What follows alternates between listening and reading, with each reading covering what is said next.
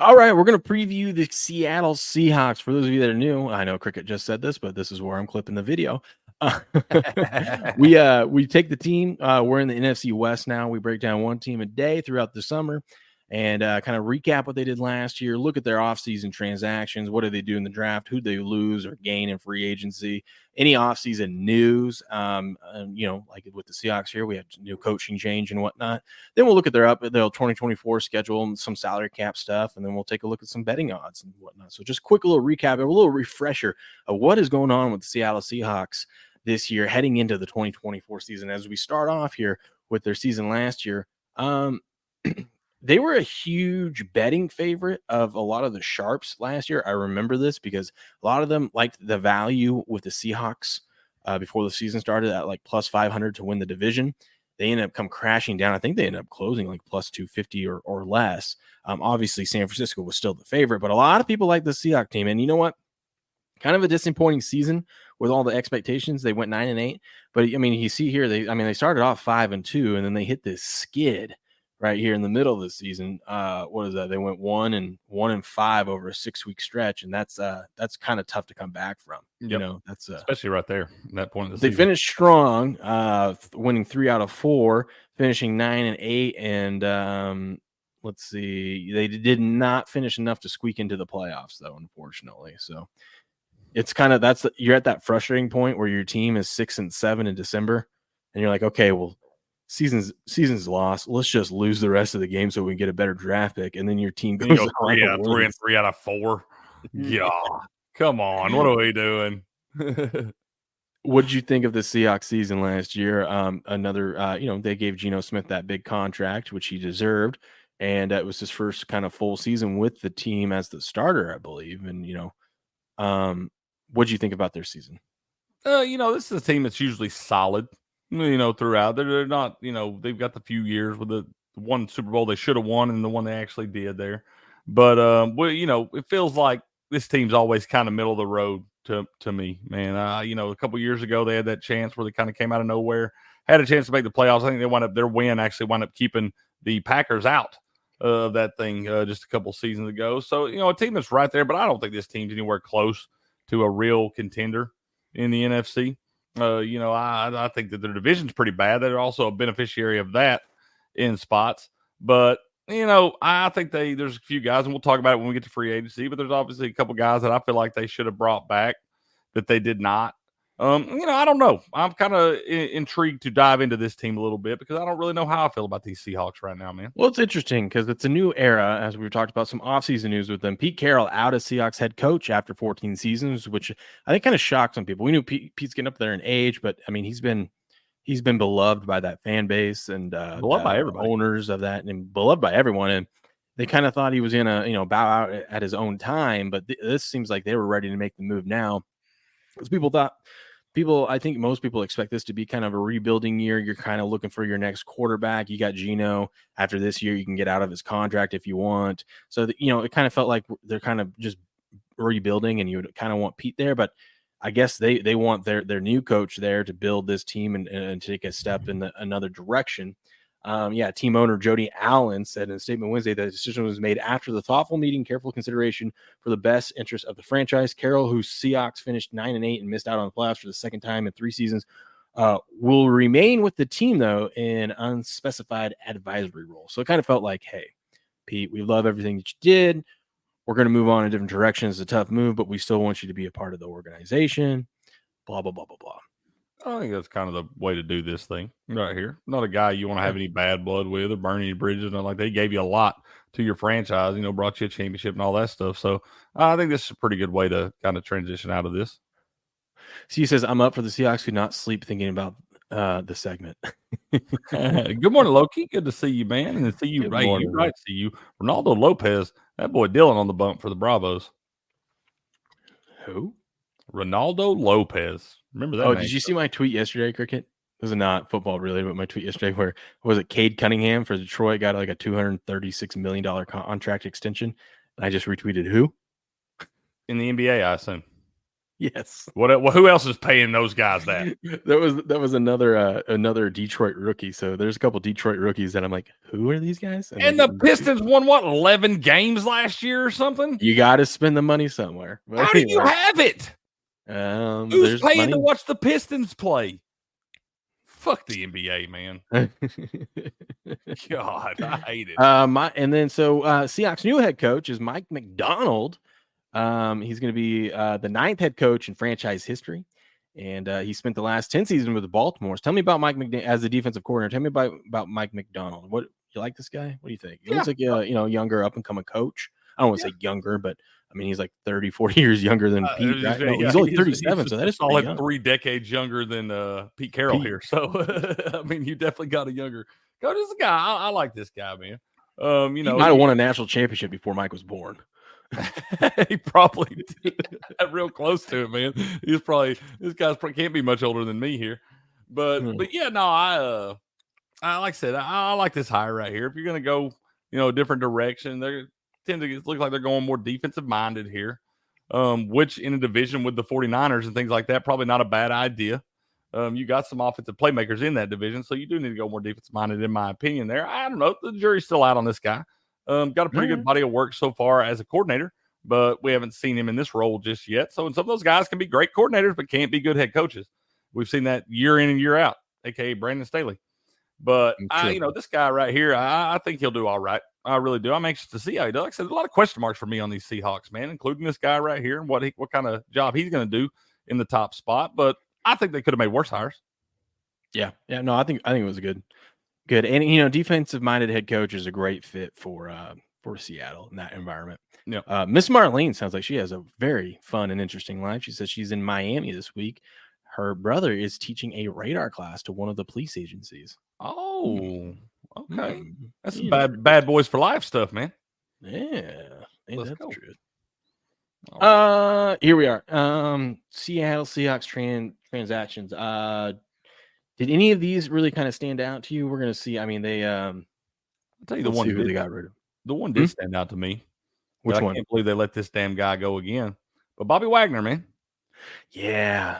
Come on, bro. That dude, I mean, he's up there in age, but every year everyone thinks he's going to fall off, and he ends up leading the league in tackles and assists. I don't give a damn if he has 2 tackles all year long. After what that man's given to your franchise and stuff, he's been the face of your franchise, one of the faces of it for some years now.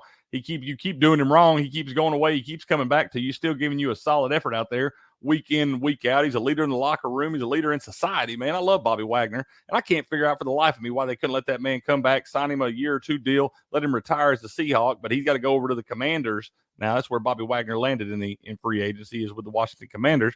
But it kind of pisses me off the Seahawks didn't re-sign this guy, man. I know. He's beloved up there, too. Love that guy. Yeah, Bobby Wagner. I'm like, looking at this, I'm like, why are we naming why are they posting all these transactions of naming all these coaches and stuff like that? I'm like, oh yeah, we hired a new coach. That's why. Okay. Yeah. We haven't seen that with the other teams. I'm like, right. Bring their whole not that many. Not that many. I'm like, yeah. Okay. Then they released probably the worst trade in franchise history for Jamal Adams. They released him. They moved on from him, moved on from Quandre Diggs and Will Dissly. I mean, Diggs and Dissly were kind of a big part of this organization last few years. Adams was the guy that hyped everyone up, but by the time, I think 2 seasons ago, you knew that I got a sense, because all my buddies are huge Seahawks fans, they were done with that guy, and you knew that this was coming, and everyone was excited to move on from Jamal Adams, because great player for about 2 games. Yeah, bro, and he's kind of a head case right now too. You saw that game against, I think it was Giants last year, a primetime game, where he came out and he played like the first series, made like 3 tackles, 3 pretty great plays, but then he lowered his head on one, wound up going to concussion protocol. He wound up cussing out the neurosurgeon or whatever that was there on the sideline, the guy that does the concussion protocol, says whether you can play or not. He's like cussing that guy out and freaking out. I had to apologize to him later. So Jamal Adams got a lot of stuff going on there, man. And Will Dissly, like I said, moving on from him, sending him to the Chargers. That was a guy that I did like at tight end. I think he's a very athletic guy that makes some plays, but he can't stay healthy, man. It seems like every year this guy's missing half the games because of injuries and things like that. They did bring a couple tight ends. Yeah, they re-signed Noah Fant there, another guy that's also dealt with some injuries in this thing. But they bring over Pharaoh Brown from tight end from the Patriots, from your Patriots there. And Colby Parkinson, another tight end for the Seahawks, has moved on to the Rams there. But Mhm. they did fill some spots with the tight end position there. They still got some guys they can plug and play, but once again, a lot of guys that I see that haven't been able to stay healthy there. Yeah, and I think a big re-signing that they did, they re-signed in Leonard Williams. So I think that was one that my buddies were pretty pumped about. They made a trade with Washington for Sam Howell. So they got Sam Howell as a backup quarterback there, which is probably one of the better backup quarterbacks you can get in the league. Oh And yeah, then yeah. No, I can live with that with Sam Howell being a backup now. yeah. And then outside of that, well, what other moves did they make? I think nothing that really stands out. Who would you rather have as backup quarterback, Drew Lock or Sam Howell? Oh, Byron Murphy. They've signed Byron Murphy, defensive tackle. Who would I rather have? Sorry. Who would you rather have Drew as a backup quarterback? Now you obviously got Geno there as your starter, but would you rather have Drew Lock, who they have moved on from, sent to the Giants, or would you rather have Sam Howell, who they brought over from the Commanders? Sam Howell. I think so too. Drew Lock got him a big Let's win. Let's get into their draft picks. Now, one thing that was interesting is seeing how they were going to draft this year, because I argued last season that they probably had the best first round draft pick in the league. It was right there with them in Philadelphia. But Seattle had 2 first round draft picks last year, and they nailed it. They got Devin Witherspoon, so they got the best corner, although I would argue Christian Gonzalez is right up there with him. But Devin Witherspoon, day one player, had a great season last year. And then they had Jackson Smith, how do you say it? Njigma, right? A wide receiver, much needed. And both, I think, what? Njigba. Whatever. Win an award or win a Super Bowl and I'll get your name right. But both guys had a great rookie season. They were like day one players, and I think they were good pieces, good role, just a good base to start rebuilding that team, good young talent. I know you were pretty high on both of them as well. Yeah. I was. I do like the first round pick here for them, and Byron Murphy, guy out of Texas, a big guy, 6'1", 297. He was the number 1 ranked defensive tackle, number 14 overall ranked player, had a grade of 91 there. He's an outstanding run defender, man. Can really clog up that middle there. He's got good low center of gravity, explosive power, and he's got a good head on his shoulder. Got a head on a swivel there, can find the ball, getting off the block and things like that. So this is a guy who played a lot of big-time college football at Texas. We talk about that all the time. I know y'all hear me say that a lot, but to me it does matter when you're playing against the likes of Oklahoma and you know all this stuff versus Toledo. and you know, in Seattle, especially now with the new coach and defensive minded head coach, Seattle's always loved getting the defensive line stacked as if they can. They love drafting defensive line, defensive edge, or defensive tackles. And so I thought this was a great fit for Murphy here. I didn't even realize. I was like, man, Murphy, I thought he was a rookie when I was reading off the transactions, but I was like, oh yeah, he had to sign his rookie contract. Yeah, like I said, this is a good spot, man. It's never bad to create great depth on the defensive line in the NFL. Mm-hmm. They didn't really have much many draft picks. They had that first round draft pick, and they didn't have one until round 3, number 81 overall, which they take a guard, beefing up that offensive line, which has always been an issue with Seattle. So they're always looking for big boys to put into that line and get some depth on that line. But yeah, Christian Haynes from Connecticut. I don't know much about this dude from Connecticut, but he looks like a big boy out there. That's a good pick. Yeah, big old boy. 6'3", 317 here. He was a 4-year starter. Like I said, got great size and range there. Tough guy. And, you know, I like this pick. He was the number 1 ranked offensive guard in the draft, 70 overall ranked player, and a grade of 79 there. But I love getting guys in that have been 4-year starters at the Division I level in college football. You've grown up a lot. You've matured a lot right there. You've got a lot of time on the field, in the film room and all that stuff, weight room. Like I said, already a big guy there. So I think this is a good pick. Anytime you can get a 4-year starter at the Division I level in the 3rd round, I feel like you got some value. Absolutely. And then, you know, we start in the 4th round, linebacker Tyrese Knight out of UTEP. You've got another 4th round pick, tight end AJ Barner out of Michigan. It'll be interesting because I think the reason why he was a 4th rounder, correct me if I'm wrong, a little undersized for tight end. Yeah, a little bit there. At 6'6", 251, still a pretty good size guy. He's not really a burner. Could be a reliable check down option. Like I said, got a good frame, got solid hands there. So he's one of those guys that get to the second level and make some blocks, but not necessarily a big time receiving threat here, but could be a good check down option. All right. And then 5th round pick, cornerback out of Auburn, Naheem Pritchett. 6th round pick from Washington, tackle. No, sorry. They traded with Washington. Tackle out of Utah. Utah, we know, had a pretty decent line. Sayota Lalume. Okay. And then cornerback DJ James out of Auburn. A tackle Michael Gerald Findlay. What is Findlay? Who? You know what school that is? Who? He's out of Findlay. Oh hell, I don't know. I don't either. Findlay, yeah, that is what that says, ain't it, bro? Yeah, I don't know where that is, man. It looks like Oklahoma State right there, but it must be a D3 or something like that. I don't know. They must not the University of Findlay. Let me look that up. They must not have cameras there because this guy doesn't even have a profile picture for the draft, so they must not have cameras. It's a private university in Findlay, Ohio. Okay, well, hell yeah. Hey, dude must be a player. If you can get noticed by the NFL from Findlay, you are pretty solid, man. You at least got some talent there. Talk about those two cornerbacks out of Auburn there. Mm-hmm. You got a tall guy in Nehemiah Pritchett that, 6-foot guy, got long arms, ran the 4th fastest 40 out of the corners who ran at the combine this year. Pretty explosive guy.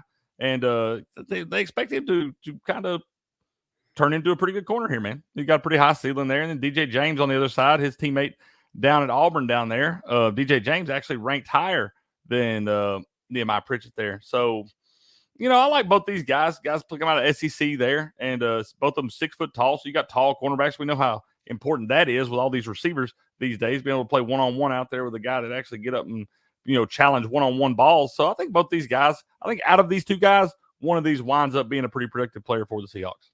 Absolutely. All our friends are waking up and hopping in here. Mr. Krabby, good morning. MB, good morning. Love to see you guys here. Appreciate it. See you's popping off in there this morning. He's talking about the radar training. He said one a little bit ago, he was like, how do they not know how to use the radar gun? What could go wrong? And pointing it backwards. I told you, he woke up and chose violence today. I love it. That's right. God, the Braves bet online. Look at that. Jerks. Seattle Seahawks salary cap. Some of their big people they're playing. Obviously, we know Geno Smith. Really not for a starting quarterback. $26 million is not a big cap hit.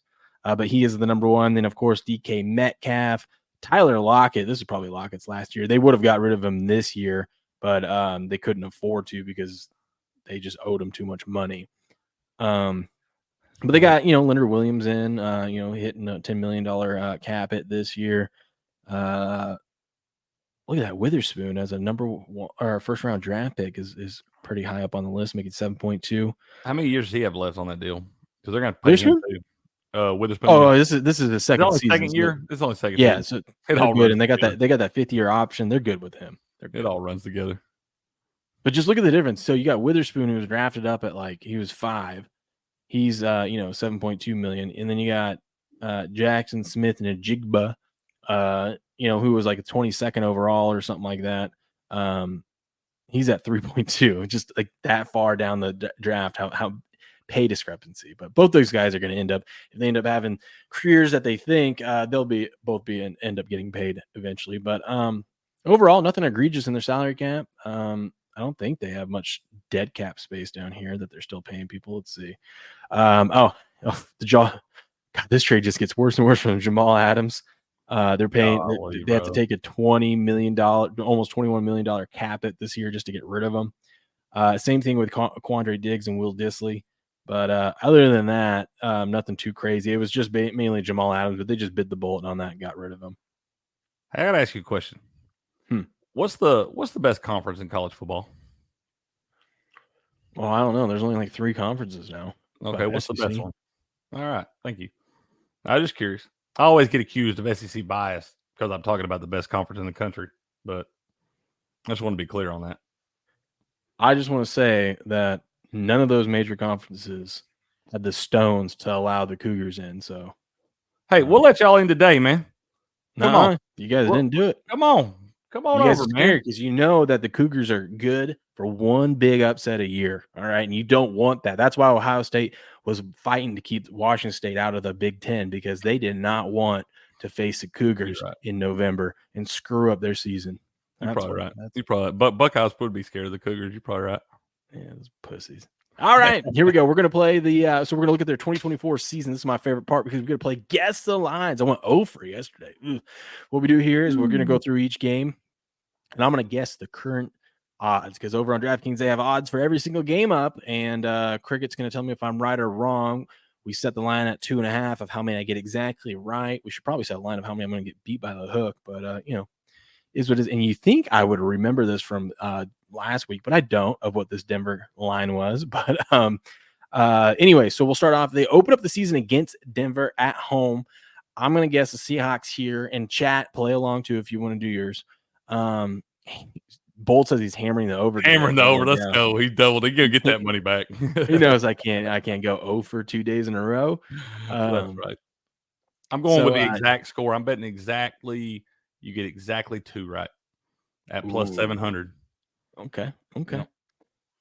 Denver Broncos. So they host the Denver Broncos. Seattle 4.5 point favorites. Oh man, there's one. Boom, right in the mouth. Seattle minus 4.5 at home against the Broncos. Let's go.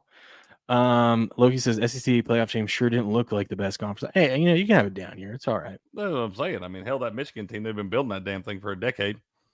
Yeah, they've been cheating all the way. Let's see how they do this year. Find out the 30 for 30 on it like 4 years from now.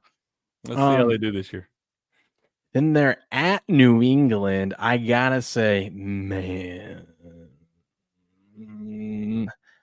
Seattle. Well, let's do it again. Seattle 4.5 point favorites at New England. Seahawks minus 2.5 at the Patriots. That is giving the Patriots way too much respect. That is gross. Home against Miami. Miami. 3.5 point favorites against Seattle.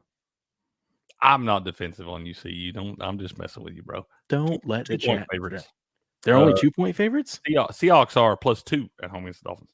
I might have to bet that now. Yeah. What in what world does Miami not? I mean, we're talking September football. I know it's up in Seattle. It gets loud up there. But in what world does Miami not blow out the Seahawks in week 3?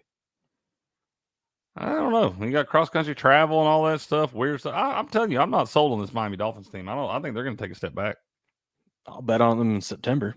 Bet on them. All right. So then they're at Detroit. Detroit 3.5 point favorites. Ooh, Detroit minus 6. I'm going to bet the Seahawks right now. In this one, Detroit minus 6. That's one where you're getting value there with the Seahawks. Yeah. That's a Monday night football game. You know that. I feel like that line was the exact same last year when they played up in Detroit, and the Seahawks beat them straight up. Yeah, I think you're right. I think you're absolutely right. Yeah, because we were on Seattle on that one. We took Seattle on the money line that week. Remember, I came in here and I was like, "You guys know me. I hate betting on the Seahawks, but I'm betting the money line on the Seahawks in this one." And Cricket was like, I'm tailing that because he never likes betting on Seattle. Yeah, and it was a winner chicken dinner, man.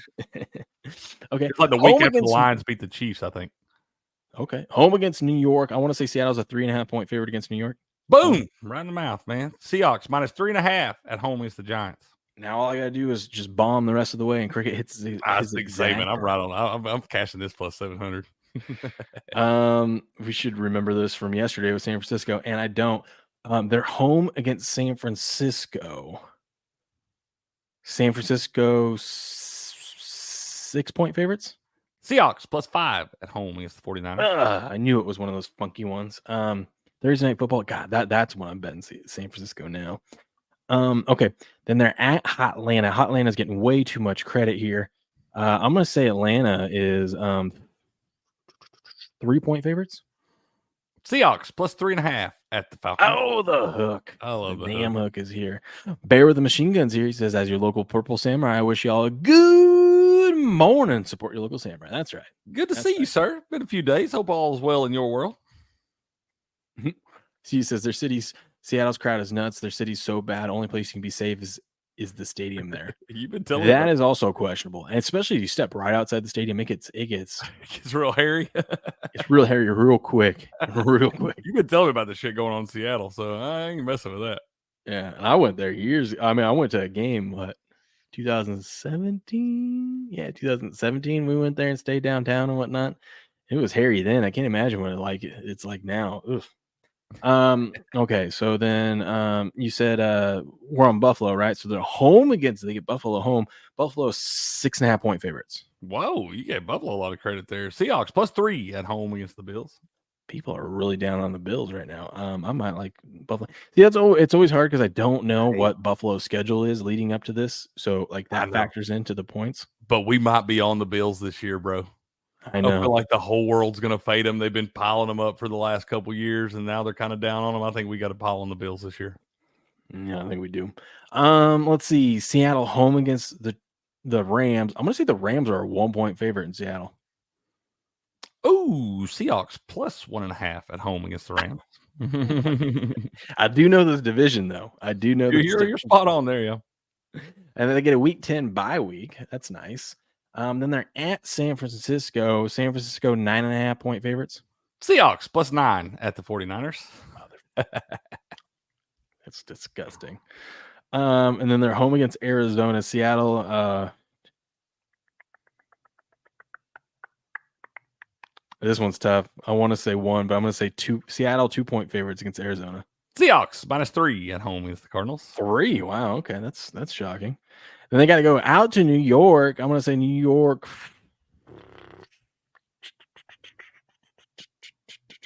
5.5-point favorites. Seahawks +4.5 at the New York Jets. I'm gonna say 4. Yeah, I gotta go with my gut. What are we doing? And then they gotta go at Arizona. I'm gonna say Arizona. Oh, this one's tough. Arizona flipping it around. 3-point, a little home. Arizona 2-point favorites at home. Seahawks +1 at the Cardinals. Gave them too much credit. Then they're home against Green Bay. Green Bay 3.5-point favorites. Seahawks +1 at home against the Packers. Really? Yeah. That one's funky. A lot of respect for those Jordan Love led Packers. I was giving them more respect. That's what I was saying. I was saying that the Packers were going to be over a field goal favorite because I thought people are way too hyped up on them there. Interesting. Then they're home against Minnesota. This one's tough. I'm going to say Seattle 3-point favorites at home against Minnesota. Seahawks -2 at home against the Vikings. Okay. Then we got a late Thursday night football game, probably the last Thursday night football game of the year. They're at Chicago. Chicago 3-point favorites. Seahawks +3.5 at the Bears. And then they're at LA. Let's see. LA was 1.5 there. I want to say LA 3.5-point favorites. Seahawks +5.5 at the Rams. Damn. Okay. You hit your exacta. Congratulations. Exacta right in the mouth +700. Give me that money. Go ahead and put it in the account. Love that. Oh boy. Man, okay. You hit the first one out of the gate too, bro. Made me sweat. I'm gonna get dialed in here soon. I'm gonna start. Remember last year, like midway through doing this? You did get a pretty good feel for it. Isn't there one I got like 6 or 7 right? One week. I'm just dialed in on whatever team that was. I couldn't tell you who it was, man, but yeah, I do remember one day you were kind of on fire. Yeah, I think it was when I was on my work trip too. Probably from the hotel room in the middle of the Idahoan mountains. Those were good times. Those were good times. That's when the espresso shot was just small time, man. Yeah. Well, we were babies. Okay, moving on. Let's go ahead and look at the NFL futures. We're going to go to the division futures now. Let's see. NFC West. Your Seattle Seahawks are the 3rd favorite to win the division at +750. I bet you that comes down to +500 or less. I bet there's going to be a ton of sharp money coming in on them. Obviously, San Francisco, the favorite at -210. But you see any value taking the Seahawks there? +750? I'm showing +700 right now, but I don't hate that. If I'm going to bet anybody in this division, that's the one I'm betting. Yeah. I don't really like the +330 for the Rams just because you got an older squad there with a lot of guys that can, you don't know, Cooper Kupp's going to have to miss time, Matthew Stafford, all the different things there, the question marks with those guys. So I don't want to bet +330 on the Rams. I think that should be flipped around. I think the Rams should probably be +700, the Seahawks +330. So I'll see some value there on Seattle. I think they should both be like around 450. Probably, 500, something like that. Yeah, but okay. I'll tell you not to bet. Do not waste your money on the Cardinals. There you go. And then if you're feeling real degenerate and you're a huge Seattle fan, you can get 33-1 that they're going to win the NFC and go to the Super Bowl. Let's look at it to make the playoffs. That's probably more reasonable. Yeah, we'll go there. And then Super Bowl futures. If you're real bold and you think they're going to make the Super Bowl and win the Super Bowl, you can get 71 on your money there. How about that? What do you think about a little plus 180 to make the playoffs? Plus 180 to make the playoffs? Plus 180. I don't hate that. I think I like it because if we look at their, you know me, I always like to think about how we can hedge out and guarantee a profit. They end the season on the road, 2 road games, one against the Bears, which I don't think will be a playoff team, but one against the Rams, who they might be competing with in Division 4, that wild card spot. So if they're on the road, and we already know that with these lines that they're more than likely than not going to be dogs anyway. So if you got to make the playoff ticket at plus 180, and then you can get, you can get some value betting, betting the Rams and the Bears the last 2 weeks of the season to kind of hedge out. True. Yeah.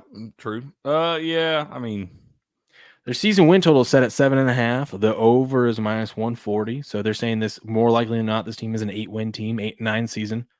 Probably what I would expect from the squad and looking at their schedule. Yeah, I would think so.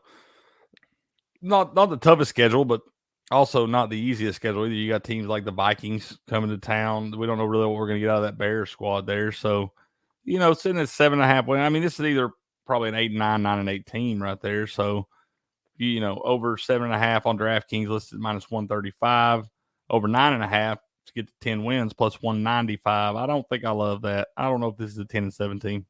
Look at this. They completely removed the 9.5 from San Francisco. You can't even bet it now. I bet you did, you pieces of shit. So if you are really pessimistic on the Seahawks, you can get them under 5.5 at plus 350. If you think they can get to 10 wins, like you were saying, plus 200. I think I like that under 9.5. I think the best, under 9.5 at minus 250. I think the best you see from this team is 9-8 again. First year, head coach. Under 9.5 is plus 200? No, minus 250. Over 9.5. Over 9.5. Okay. Over 9.5. I'm reading these back. You got yours listed on opposite sides. That's what always throws me off there. Loki wants to know, Cricket, what's the range to get 1 point in the Smoke the Spread daily pick contest? It's minus 150 to minus 101, right? Minus 130 to minus 101. Good thing we asked Cricket. Yeah, that's what it's supposed to be, man. So many people have this thing mixed up and sit here and try to. I set that thing the way I did for a reason. From plus 100 to plus 150 to be 2-pointers, not plus 100 to plus 149. I did not want plus 150 as cheap 3-pointers. I didn't want plus 200 as cheap 4-pointers. And I'll be honest, I haven't won a contest pick since like 1999. So I haven't really looked at the scoring because it doesn't matter. All I'm getting is -1 every day. But what 1 point is supposed to be, Loki, is minus 130 to minus 101. Plus 100. I was thinking about this other day. It would probably be too much work to do it, but I would love if we could do like all the minus 100s, all the minus 200s, and all the minus 300s. Like if you like the minus 250 bet, great. And if it hits, you get 1 point. But if it loses, you lose 2 points. I thought about that too. If you took a 4-pointer and you lost, you only lost like 1 point. But if you took a 1-pointer and lost, you lost 4 points or whatever. But I'm based off of the favorite. So like if you like the Dodgers one of those days that they're a minus 325, right?